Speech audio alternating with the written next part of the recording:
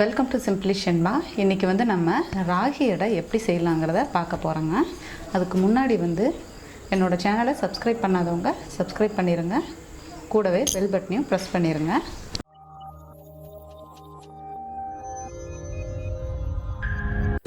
ஒரு பாத்திரம் எடுத்திருக்கேன். இதில் இப்போது ராகி மாவு போட்டுக்கலாம். 1 கப் எடுத்திருக்கேன். ரொம்ப கட்டியாகவும் இல்லாமல் கொல கொலன்னு இல்லாமல் அளவான பதத்தில் தண்ணி விட்டு இதை பிணைஞ்சிக்கலாம். கூடவே கொஞ்சம் உப்பு சேர்த்துக்கிறப்போ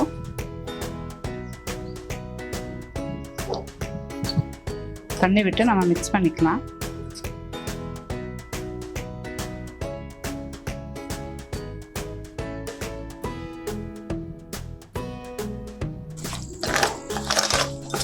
நம்ம மிக்ஸ் பண்ணியாச்சு.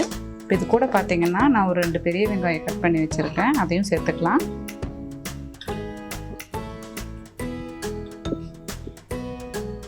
ரெண்டு பச்சை மிளகாய் எடுத்து வச்சுருக்கேன். கருவேப்பிலையும் கொத்தமல்லி தலையும் பொடியாக நறுக்குனது. ஒரு 3 பல் பூண்டு தட்டி வச்சுருக்கேன். கட் பண்ண வேண்டாம், தட்டி போட்டுக்கலாம். இது எல்லாத்தையும் நம்ம நல்லா மிக்ஸ் பண்ணிக்கலாம்.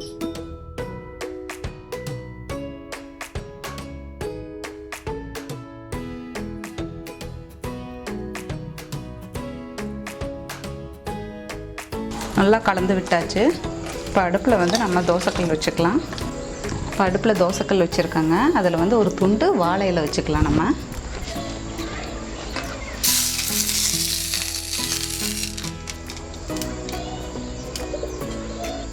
இப்போ அதில் கொஞ்சம் எண்ணெய் விட்டுக்கலாம்.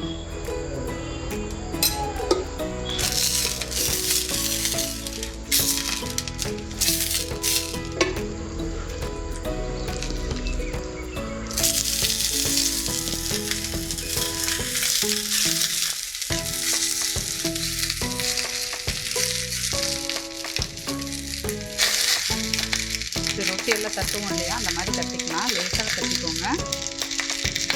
லைட்டாக இருக்கணும்.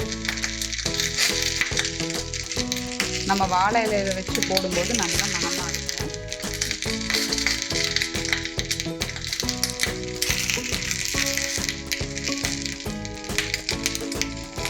கொஞ்சம் எண்ணெய் விட்டுக்கலாம்.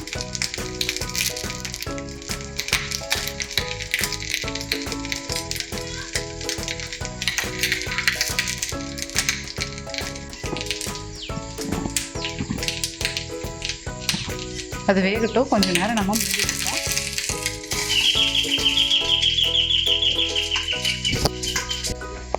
இப்போ நம்ம திருப்பி போட்டுக்கலாம்.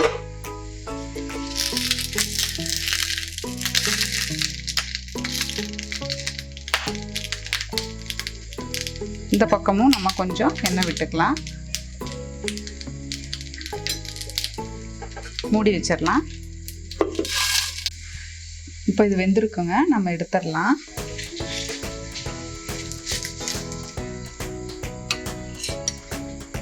இதே மாதிரி அடுத்த அடையும் தட்டி எடுத்துக்கலாம்.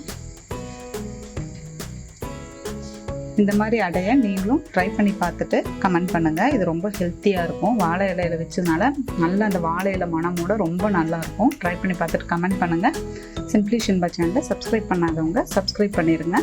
கூடவே பெல் பட்டனையும் ப்ரெஸ் பண்ணிடுங்க. தேங்க்யூ.